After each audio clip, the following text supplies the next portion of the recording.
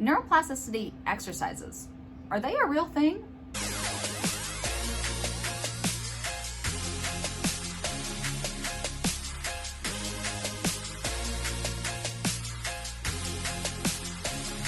Have you ever remembered something just like that and you had no intention of ever remembering it, and now you just can't seem to get out of your head?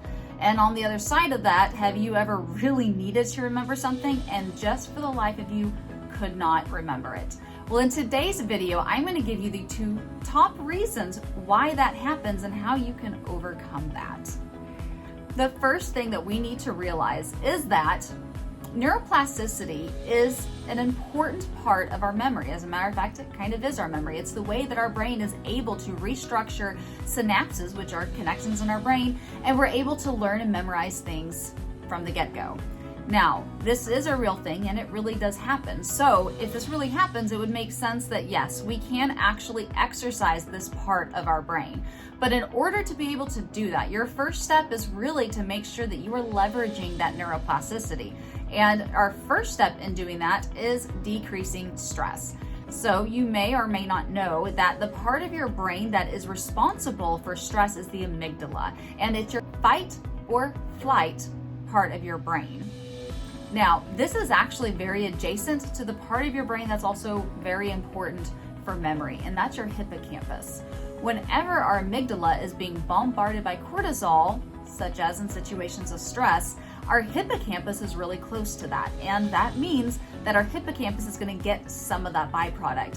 When that happens, you guessed it, we can't remember things near as well. You ever been in a fight with somebody and known that they did something wrong, but you couldn't remember what it was? Well, there's a reason why. So you can probably guess that our first tip for helping ourselves decrease that loss of memory is to make sure that we decrease our stress as well. And there is a direct correlation between the two. Now, our second tip in today is to make it fun.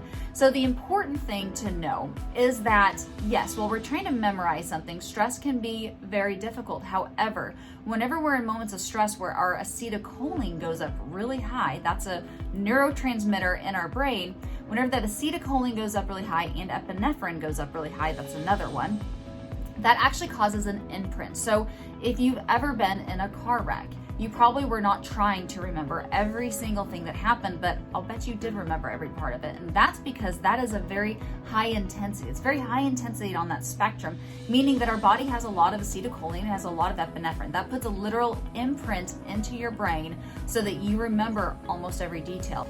Now, the same also happens whenever we're having a lot of fun. Have you ever just had a complete blast and you can start off the story by saying, I remember it like it was yesterday? Well, that's because on the other end of that spectrum, your acetylcholine and epinephrine is also super high whenever you're having a lot of fun. So what does that mean? If there's something in our mind that we just can't seem to get stuck in our brain, what we want to do is make sure that we are excited about it. Really and truthfully get into it. Have fun. Maybe if you can't get into the topic that you need to remember, you find something else really fun that's just going on in general, or just get excited about life, something you know that's happening that you're looking forward to. Start thinking about the vacation coming up. Find something that's really fun for you and then start to remember those things. Now, a really awesome tip, and this is just a little inside glimpse into what I do with my clients and helping them become completely memory optimized, is that we will start to relate things. So if you're getting really excited about your vacation, but you need to remember for something about work, assimilate the two. Put them together in some way. Let's say that you're trying to remember a side effect to a drug in general.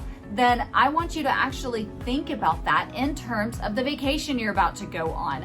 So make it really fun, make it silly, make it quirky, and allow it to really stick in. And that is how you're going to be remembering things really easily. Now, I want you to first know that in doing this, a lot of the times you're really not going to be able to do it right off the bat. Your mind, if you're like most of us, have kind of left that kid feeling. You don't necessarily think about things in cartoons, or you don't think about in fun or flight, that kind of stuff. You literally just think about things in the basic way. Well, once you start practicing that and start optimizing your memory, it's going to start coming to you a lot easier. Just like we have to practice in order to be really good at what we do in work or sports or any of the above, we actually have to practice at being good at play as well. And most of us have kind of fallen out of that. So make sure that you're not giving up on yourself. If this isn't something that just absolutely clicks for you right away, it will happen. And if you're wanting some help along the way to make sure that it's better, then make sure you jump in our 21-day challenge. I would love to have you there. We're going to be going over everything memory optimized, time hack warriors, and we're also going to become energy rock stars in this. So if you are somebody who is in medicine in any shape, form, or fashion, you're a nurse or a phlebotomist or a doctor, wherever you're at in your profession, and you need to really become strong as a mother, meaning memory optimized, time hack warrior, and energy rock star, we'd love to have you. Click the link below. And also, I have some other great freebies down there below if you're wanting to make sure that you optimize your memory.